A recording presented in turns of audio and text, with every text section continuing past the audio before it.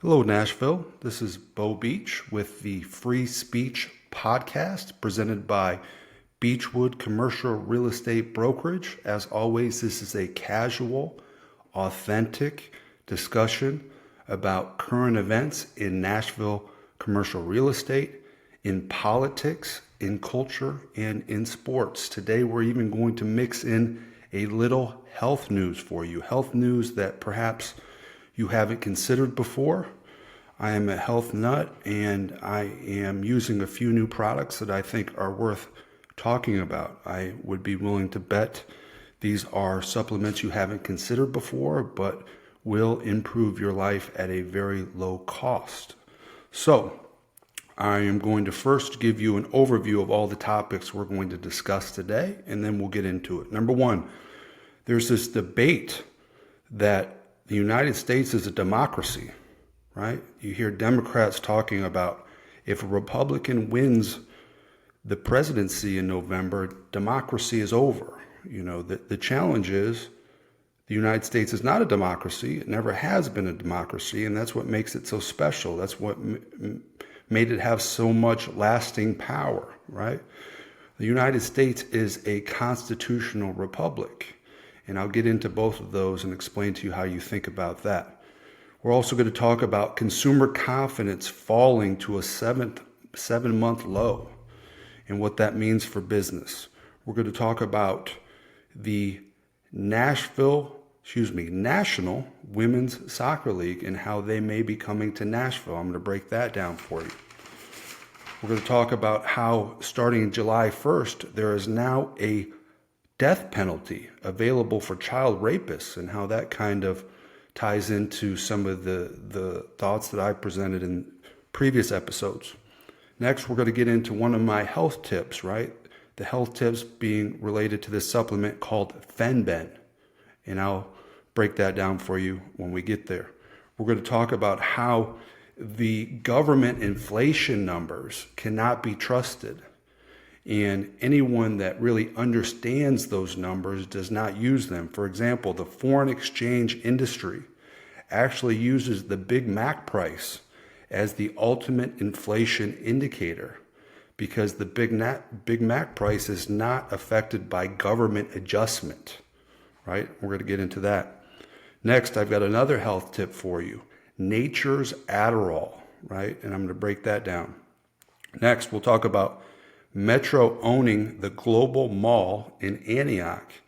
And I'll tell you that story, what they paid for it, what they plan to do with it. We're going to briefly talk about the Celtics becoming the NBA champions. And lastly, I'm going to walk you through some kind of industry knowledge, right? So for those folks that kind of want to see behind the scenes in the commercial real estate brokerage business, I'm going to walk you through the major reasons that deals fall apart, right? Whereby you've got an accepted offer between a buyer and a seller, it goes into due diligence and it dies before the deal closes. I'm going to break down all the reasons that can potentially happen. So let's get into it. Democracy versus a constitutional republic, right? And I'm going to make this real simple for you, right? A constitutional republic is a structure of government, but for this analogy, let's call it a game, right? So a constitutional republic is a game in which the rules are set at the beginning of the game, right? And there is no changing those rules, right? That's called the Constitution. Whereby democracy is a structure of government whereby if you can get enough votes, you can change the rules to anything you want, right? So this idea that if a Republican wins the presidency in November, which is most likely to happen, thank goodness, that democracy is somehow going to die, right? It's going to go away, whatever the talking point is. So foolish on the face of it because we're not a democracy, right? We're a constitutional republic. So, the whole purpose of a constitution in our constitutional republic is to limit the power of the government, right? So it's not to limit what people can and cannot do, but to really protect the citizens from their government. And that's real problematic for the Democrats in today's world because they want to be controlling. They want to be in power and they want to tell people what to do, right? They're the ones actually taking people's rights away. I don't know if you remember COVID and what an absolute disaster that was.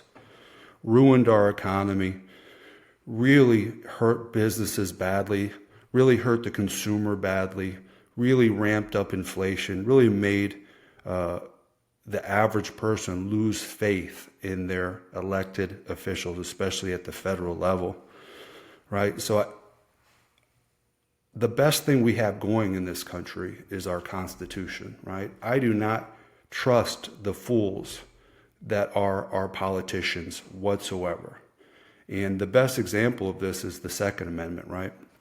The Second Amendment says we have the right to bear arms as citizens against our government, right? So you would never want these fools in power to be able to vote that guns were illegal so that the only guns were in the hands of the government, right?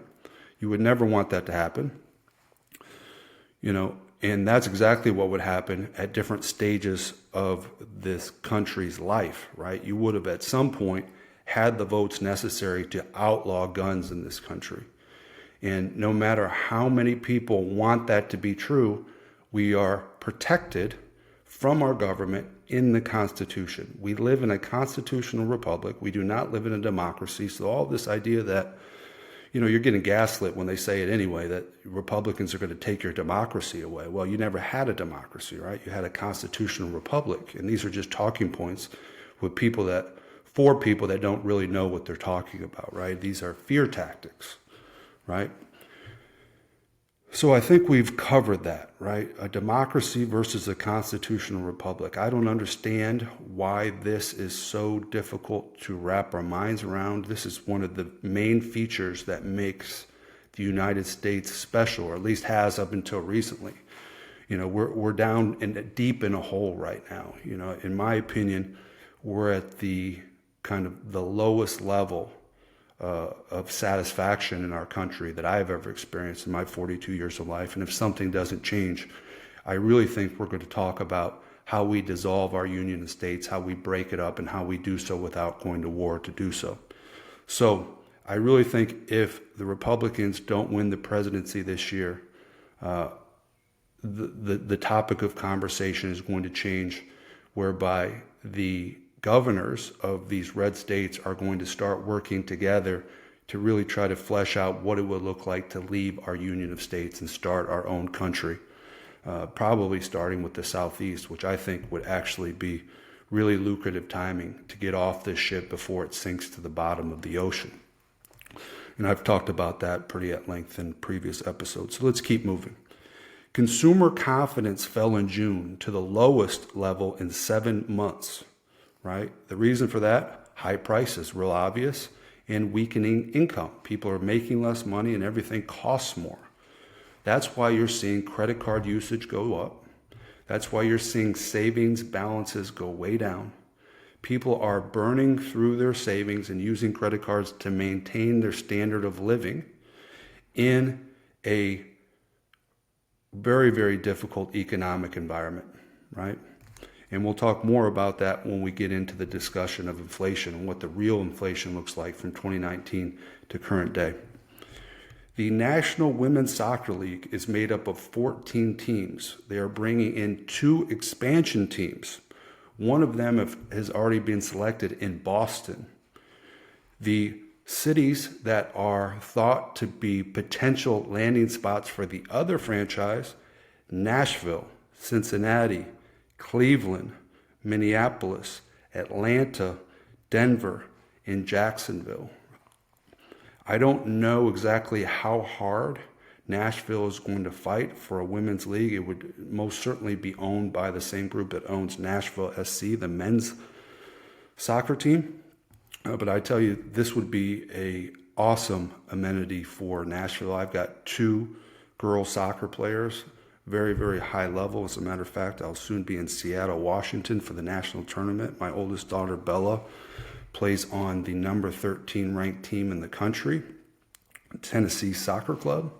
And we'll be heading out there to see who the best in the country is, right? So we're all in on soccer. As a matter of fact, I think soccer is the best available sport for girls in today's world. So big women's soccer league fan. I'm hoping that Nashville can land it. It doesn't necessarily seem to me like it's going to happen. It doesn't seem like they're trying real hard to make it happen, but we shall see. Women's soccer in Nashville would be awesome. On July 1st, a new law goes into effect whereby child rapists are now eligible for the death penalty, right? And this was voted 77 to 19, with 19 votes being all Democrats. And how you can vote to protect child rapists, I have absolutely no idea. I have no sympathy whatsoever for anyone who willingly hurts a child. And I said in previous episodes that if it were up to me, we would be doing both death penalty for the most egregious rapes of children, and then the entry-level minimum penalty for raping children would be chemical castration, right? And you say, well, Bo, that sounds so mean. Oh my gosh, these guys, they can't help it who they're attracted to. No. I don't care who men are attracted to. I really do not.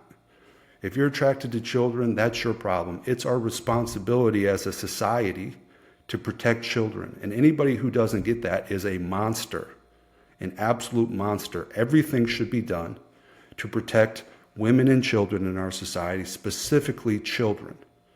So I would argue if you get convicted of raping a child, at minimum you are chemically castrated, at maximum you are killed. And let's see what that does to deter these animals from putting their bodies on and in children. Let's see what it does. Quit being such a wimp about protecting children. And those 19 Democrats that voted against this should be ashamed of themselves. Our moral and ethics in this country are so far out of whack. We have such a difference in opinion in what's important in this life that I'm telling you, I think more and more about what the dissolution of the United States looks like. It would look something like Brexit, right? Whereby there's a prolonged negotiation and then both parties go their separate ways. I think it would be an outstanding idea for the red states in the Southeast to think hard about what that might look like. It would be a better future. It would be a more prosperous future. It would be creating a new country with like-minded people, with like-minded moral values, right? And then the Californias, the New Yorks, the Illinois, they can do whatever they want because we are not associated with them. We are not affected by how they want to vote. We're not affected by all of the debt and deficit that they bring upon us. Those will all become their problems, and we will willingly accept all the problems related to living in our new country in the Southeast. We'll see how this election goes in November. I'm telling you, you're going to hear more about it. Next, let's move on. I've got a health tip for you. There is a product called FenBen. Let me see if I can put it on the screen here. FenBendazole, but FenBen is the short. And if you mix a little bit of FenBen with more of a immunity type supplement here, these aren't drugs, these are pure supplements. If you take those 3 days on, 4 days off, it is a very, very effective anti-parasite, and it's also thought to be a very effective anti-cancer treatment. It's tasteless, it's very low cost, it's very easy to do.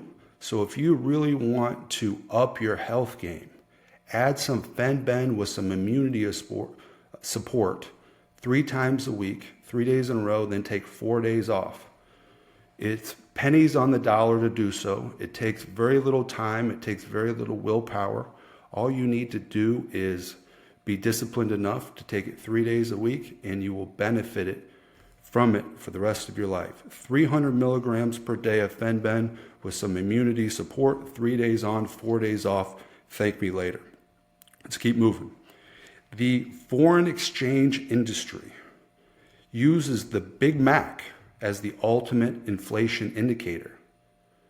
Do you understand what I'm saying here? They don't use these fictitious numbers that are being produced by your federal government that are massively, massively manipulated to the extent that they're not even meaningful, right? So the guys that are out there in the world making money based on what real inflation looks like are not using the government numbers.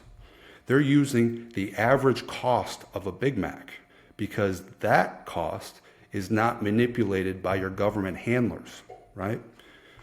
So if you look at the cost of the Big Mac from 2019 to 2024, right? It has inflated in price by 88%. That's 88% inflation, whereby in the same time period, your government says that inflation was 21%. So real inflation, 88%. Government manipulated inflation, 21%. Is that not ridiculous? If I was in business and I was in business trading securities, trading foreign exchange, trading anything that I really had to understand what the true inflation was today, the last thing I would use is the government information. It cannot be trusted. It's wildly, wildly manipulated to tell the story they want to tell. That's why prices at the grocery store are so much higher than they claim they are. You know, if the prices at the grocery store went up 20% in the last 5 years, we really wouldn't have noticed. It would have been a rounding error, really. But they haven't. They've gone up 88%. You know, they've almost doubled.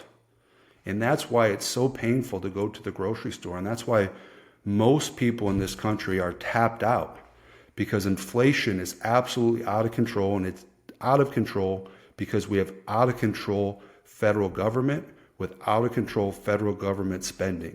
They are focused on the wrong things.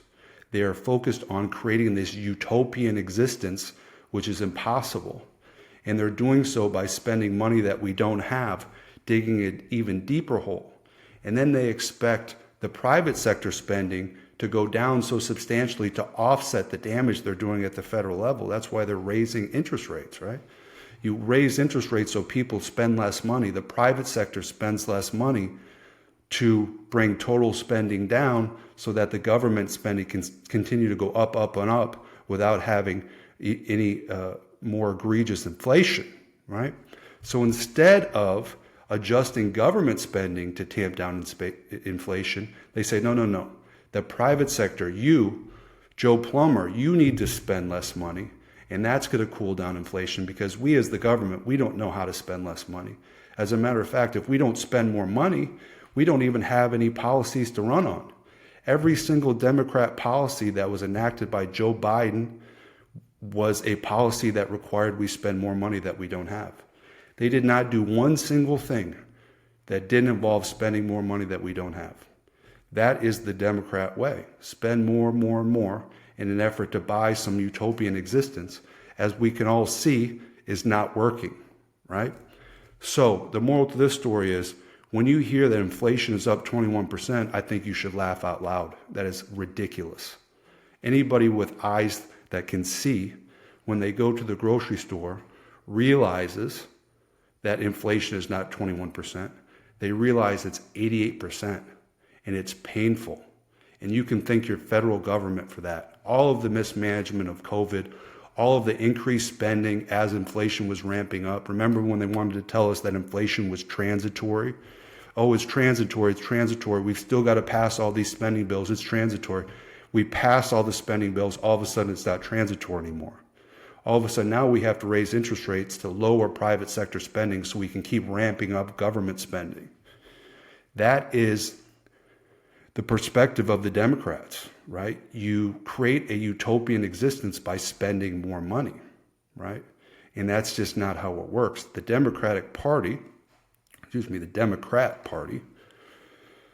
is a party of unintended consequences, right? So in their minds, I think they think they're doing right for people, but what they're doing is actually foolish And we are now living with the unintended consequences of their foolish decisions.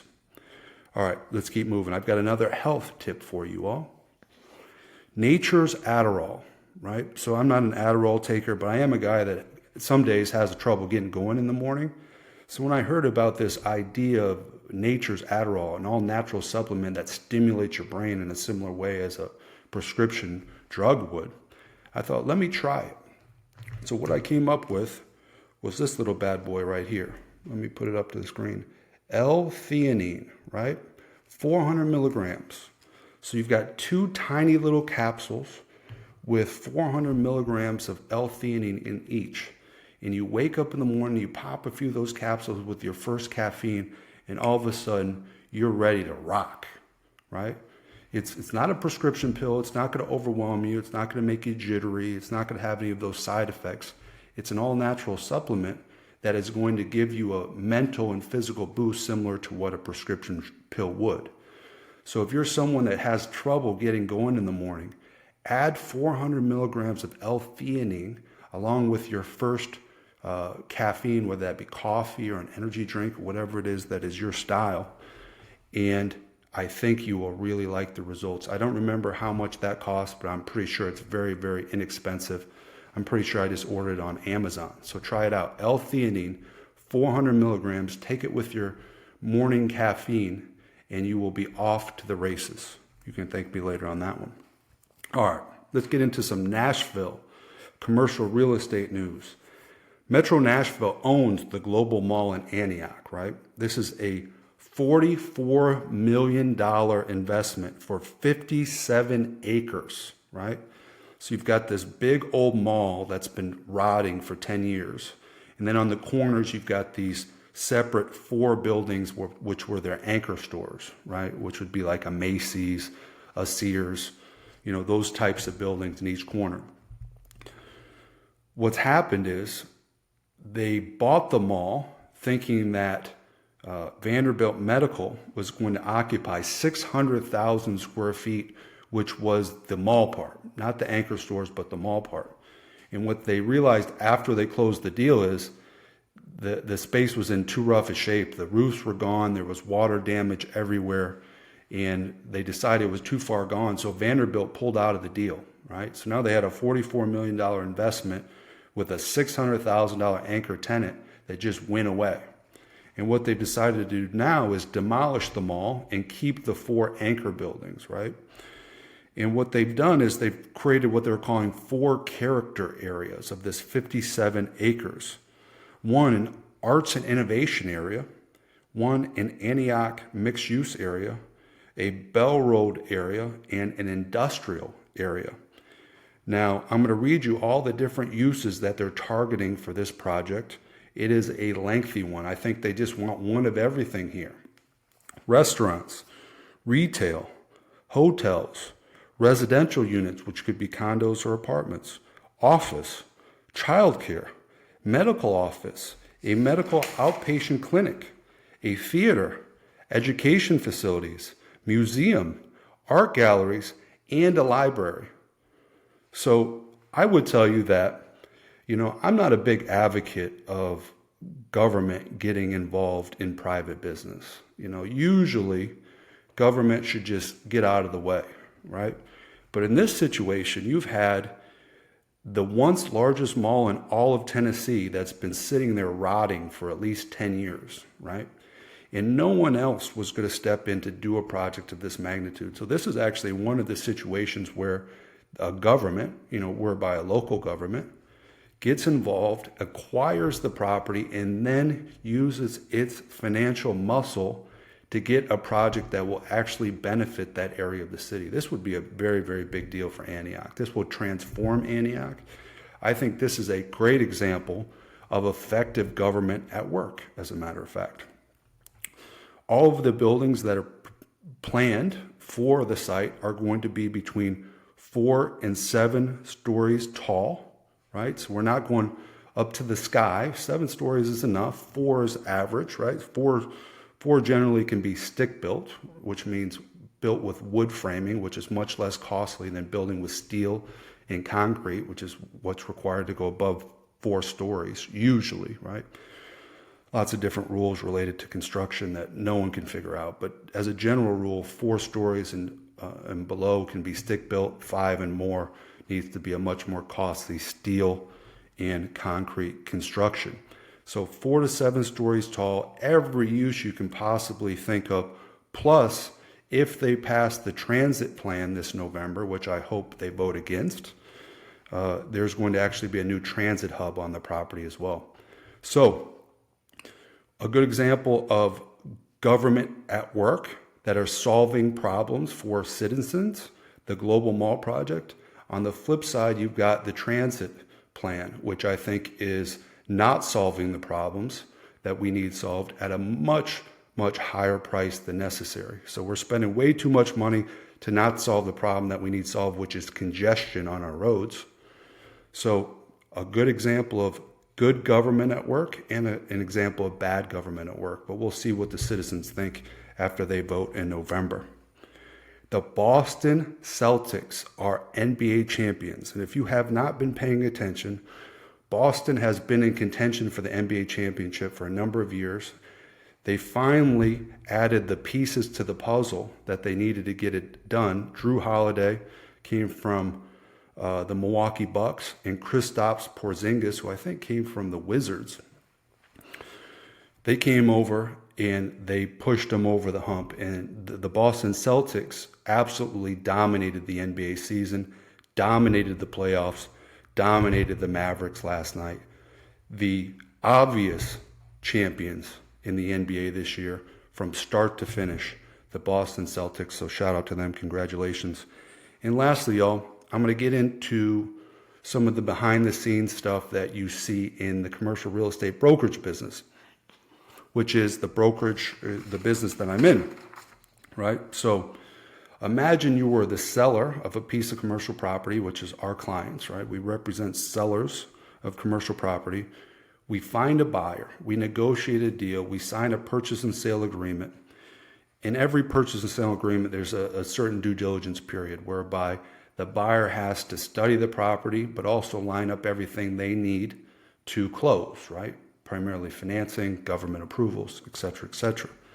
During that due diligence period, there is a whole lot of ways that deals die. So a lot of people think once you've gotten a signed contract for your property to be sold, that you're most of the way there, and that's really not true. A lot of the hard work happens during that due diligence period. So what could happen during the due diligence period that would cause a transaction to die? Number one would be financing issues, right? Difficulties in securing financing or unexpected changes in lending terms. This is the number one issue we have in our marketplace today, the availability of financing and the cost of financing. They're different ideas because many buyers would agree to paying the higher cost of financing if they could simply have access to it. But since many banks are pulling back, even at higher interest rates, they don't have access to that financing. Next would be due diligence concerns. This would come up as environmental issues, zoning violations, property defects. You study the property, you haven't inspected, you find something about that property that scares you so much that you pull out of the deal, right? Title problems. Title is how we formally detail ownership of that property, right? And there's different levels of ownership, right? So one might have the right to an easement on a property they don't own, right? But these are ownership rights. So all these things come out during title. So you can have title defects, unresolved liens, disputes over property ownership. That might be a good example of that is a property that's owned by someone who's recently died, and now the ownership goes to their estate, and the estate can't get their act together, and all of a sudden that deal dies because they have a disagreement between the siblings, for example. Appraisal shortfalls, right? If you're using bank financing, appraisal is going to be ordered. If that appraiser comes back with a price lower than what the buyer and seller have agreed to, you've got a shortfall there, whereby the buyer generally is going to have to bring a higher down payment to cover that shortfall. More importantly, that is kind of the mental aspect of it. Many buyers don't want to close a deal that just appraised for less than they've agreed to pay. So appraisal caused a lot of problems. I've had a deal die this year because of an appraisal shortfall, and we could not agree on a remedy. And that was even for a seller finance deal whereby the appraisal wasn't even required. They ordered an appraisal just for their own peace of mind. It came up light. They pulled out of the deal. Actually, they wanted us to agree to the appraised value, and we declined that opportunity. So we actually walked away from that deal.